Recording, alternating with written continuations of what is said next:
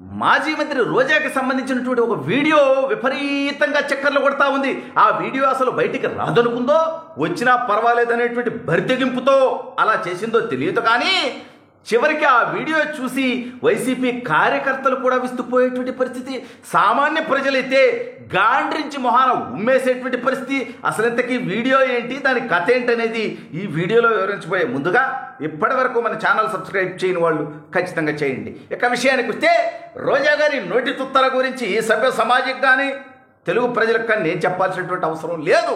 ఎందుకంటే ఆవిడ గారి నోటి దూల జిలా కేవలం ఆ యొక్క నోటి దూల మీదనే తన రాజకీయ జీవితాన్ని పేర్చుకున్నటువంటి విషయం అందరికీ తెలుసు. సరే, ఇవన్నీ పక్కన పెడదాం. బీవీఆర్ ఏదో వీడియో వచ్చిందంటున్నావు, వైరల్ అవుతుందంటున్నావు, ఆవిడికి తెలుసో తెలియదు అంటున్నావు, తెలిసినా పర్వాలేదనుకుంది అంటున్నావు. మరి ఏంటా కథ అని మీరు అడగొచ్చు. వాస్తవం అయితే ఇటీవల వైసీపీకి సంబంధించినటువంటి నాయకులు అనేక మంది అరెస్ట్ అయి జైలులో ఉంటున్నటువంటి విషయం మనందరికీ తెలుసు. వాళ్ళు ఒక సోషల్ సైకోలుగా, అదేవిధంగా బయట వాళ్ళు చేసినటువంటి అవినీతి తప్పుడు పనులు అరాచకాలుగా జైల్లో ఉన్నారు.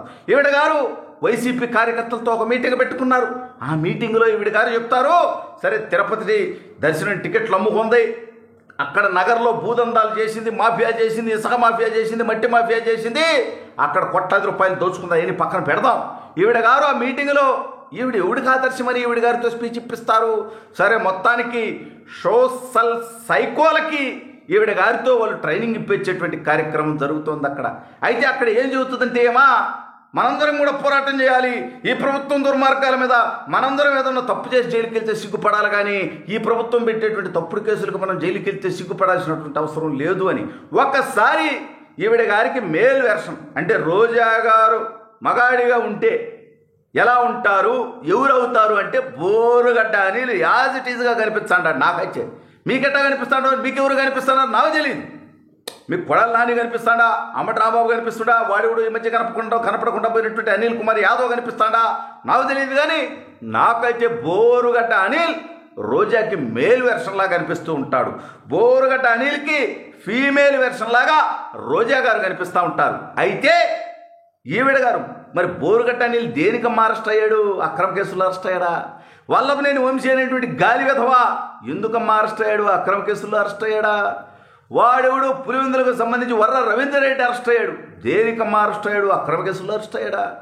నందిగం సురేష్ అరెస్ట్ అయ్యాడు, దేనికి అరెస్ట్ అయ్యాడు? దళిత మహిళ మరియమ్మని రాళ్లతో కొట్టి చంపించినందుకు అరెస్ట్ అయ్యాడు, అక్రమ కేసులతో అరెస్ట్ అయ్యాడా? పిన్నెల్లి రామకృష్ణారెడ్డి దేనికి అరెస్ట్ అయ్యాడు? అనేక మందిని చంపేసినటువంటి కేసులు, దాడులు చేసినటువంటి కేసులు, ఈవీఎం పగలగొట్టినటువంటి కేసులు జైలుకి వెళ్తే అక్రమ కేసుల్లో జైలుకి వెళ్ళినాడా? నాకు అర్థం కావట్లే. ఎన్ని తెలుసుకోవాలి రోజా గారు. కసిరెడ్డి రాజశేఖర రెడ్డి జైలుకి వెళ్ళినాడు, దేనికి వెళ్ళినాడు? స్వతంత్ర పోరాటం కోసం వెళ్ళినాడా? లిక్కర్ స్కామ్లో వేలాది కోట్ల రూపాయలు దోచుకొని మీ జగన్మోహన్ రెడ్డికి దోచిపెట్టి జైలుకి వెళ్ళాడు.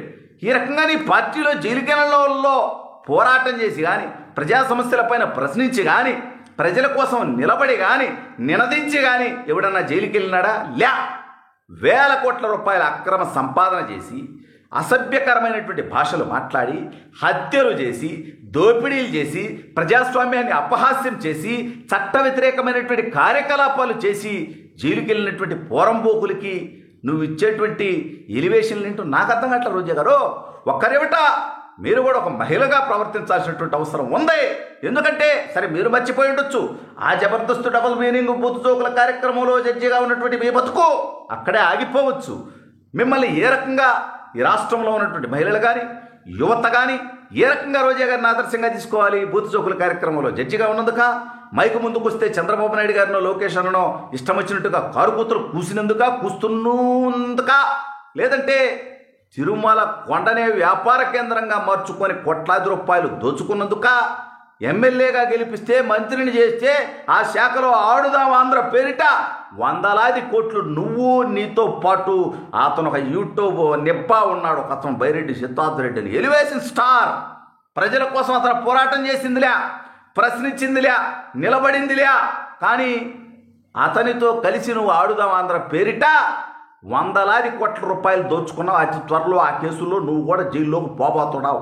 అందుకని నువ్వేదో పోరాటం చేసి జైలుకు పోయావు అనిపించుకోనేటువంటి కార్యక్రమంలో భాగంగా ఆల్రెడీ జైలుకు పోయినటువంటి పోరంబోకులు, దొంగలు, దోపిడీదారులు, అరాచకవాదులు, నికృష్టులు, తప్పుడు పని చేసినటువంటి వాళ్ళు, తప్పుడు కొత్తలు కూసినటువంటి వాళ్ళు, అవినీతి సొమ్ముని కాజేసినటువంటి వాళ్ళు, వీళ్ళందరినీ కూడా నువ్వు ఉత్తములైనటువంటి ప్రొజెక్షన్ ఇవ్వాలని చూస్తున్నావా?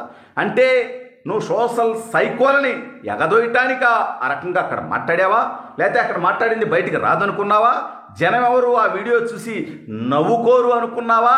నవ్విపోదురుగాక నాకేడి సిగ్గు అని ఆ రోజుల్లో ఉన్నట్టు సామెత టైపులో బయటకు వచ్చిన జనం చూసినా నాకేం ఇబ్బంది లేదు, మాకేం సిగ్గు ఇగ్గు లేదనుకున్నావా? నాకు అర్థం కావట్లా.